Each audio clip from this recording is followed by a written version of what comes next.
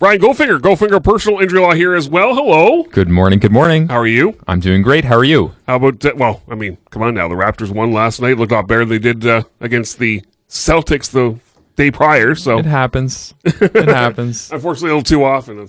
But what was your takeaway from last night? I mean, obviously it's Phoenix. They're not a strong team. So. Last night's game, it's kind of like the big brother fighting the kid brother.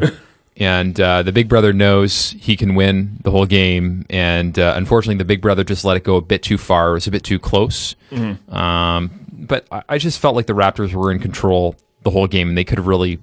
They played down to their competition, just like they did against Atlanta. Let's leave it at that.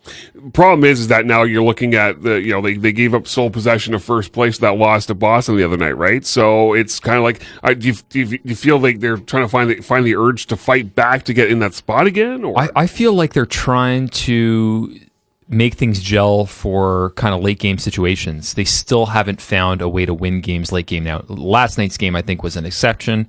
They isolated with Pascal Siakam for a buzzer beater, but they're still finding ways to win as a team and win games, get used to late game situations. They're still not ready for that. No, absolutely not. I mean, Jordan, you saw some of the game last night too, right? I absolutely watched probably 99% of that game last night. So, no, it was Pascal Siakam, it was good to come up. I know there was maybe a collective sag when you found out that most of the marquee players were hitting the bench there, but no, it was a good all-around effort. And again, it was a game that they probably should win. They did end up winning. I agree. I like that brother analogy. That's exactly sort of how it came to me.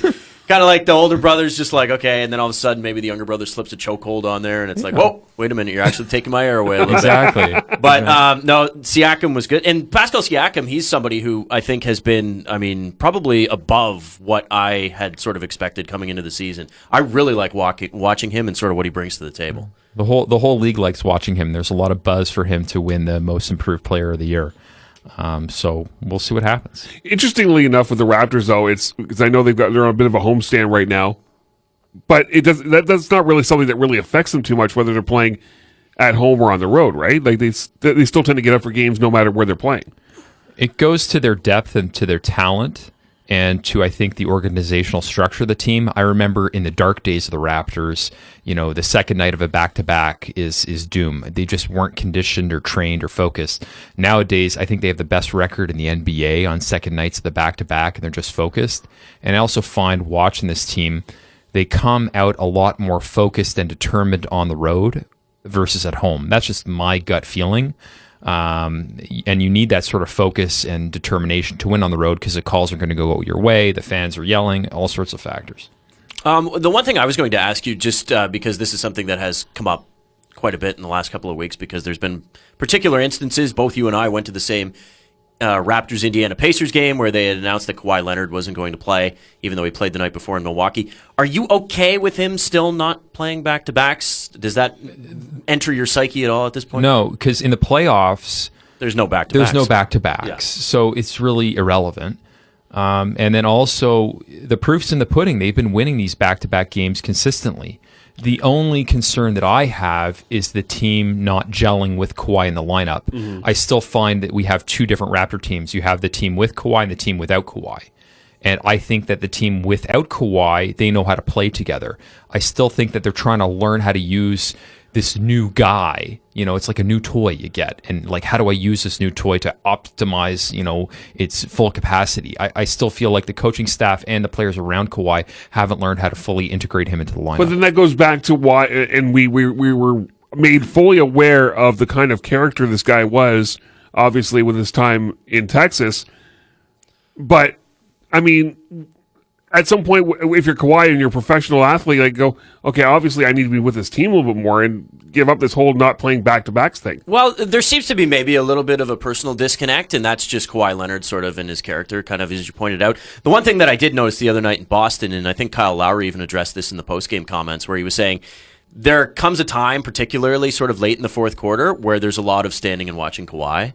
And, okay, you have, top 3 player on the planet, so maybe that's a little bit understandable, but there almost seems to be at times a little too much sort of, and not a fault of Kawhi, but there just seems to be a little bit too much standing around, let's see what he can do. Yeah. And that's sort of what Kyle Lowry pointed out anyways. And I've noticed it too. That's a good point. Again, they're not used to seeing this sort of level of talent, and they're just not used to him. They got to get used to him. Is there some point in the second half of the season where they finally turn to him and say, like, dude, you got to play. You got to play when we tell you to play, not when you decide you want to. I can't see that. I can't see that. You got to pander. Unfortunately, the NBA, unlike the NHL, panders to talent. And that's what the organization is doing here. And for a guy like Kawhi, who, like Jordan said, I agree, is a top 3 player in the league, you pander to that talent. Sorry, I hate that.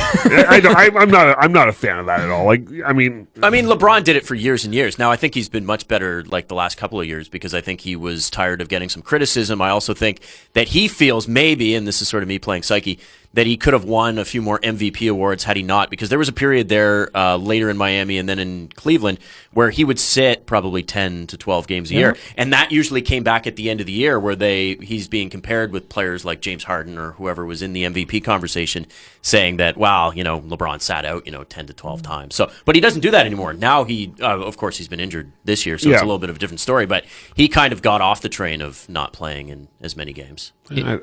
I know you don't like it, Graham, but it goes to the importance and emphasizing the importance of the playoffs, as opposed to in the past we emphasize the importance of the regular season. So we've seen those regular season successes over the past 3-4 years. Now our focus is on the playoffs, and when you focus on the playoffs, you're going to sacrifice a bit during the regular season. But now, the one thing that I think is, okay, if there was a back-to-back scenario in which the Raptors could clinch, say, top seed in the Eastern Conference, sure, at that point, I would probably say, Kawhi, you got to suck it up. But if you don't have the success in the regular season, you're not even talking about playoffs.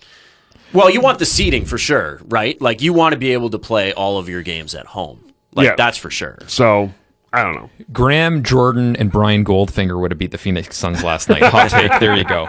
We didn't need Kawhi. Not giving any love to Miles Bridges, my Michigan State Spartan boy. Obviously, he saw us playing 3-on-3, the 3-on-3 tournament a number of years ago. That's right. At Fleming College there. Brian Goldfinger, personal injury law. We'll get into some fun law stuff here, too, in a few minutes as well. But a couple games coming up for the Raptors. They got the Kings and Grizzlies coming up. Again, both home games. Should be interesting contests. Kings will be tough. Kings are very well coached, and they got a lot of good young talent. I think I said a few weeks ago when they played the Nets, and they actually lost to the Nets, said you got to watch out for Brooklyn. They're well coached and young. The same applies to the Kings. The Grizzlies are just in a state of disarray. I think that'll be a win, even with, if the three of us played the Grizzlies, I think we would win.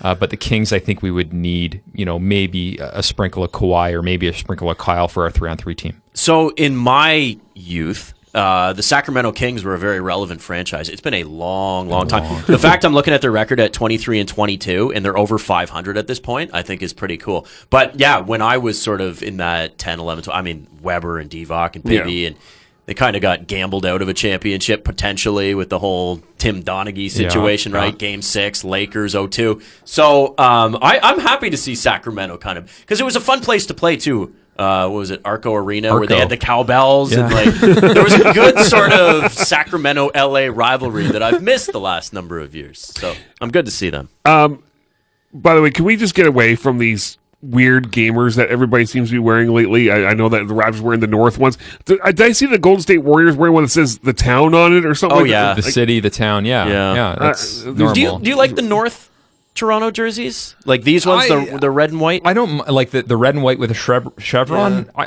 I think it's all right. I don't mind it. I think it's a little too Atlanta Hawks from yesteryear that I'm like. Well, your Pacers look like they're wearing puke yellow or something like that. So. Well, they go with the gold mustard. Yeah, they do. Last night's ones I didn't really like. They were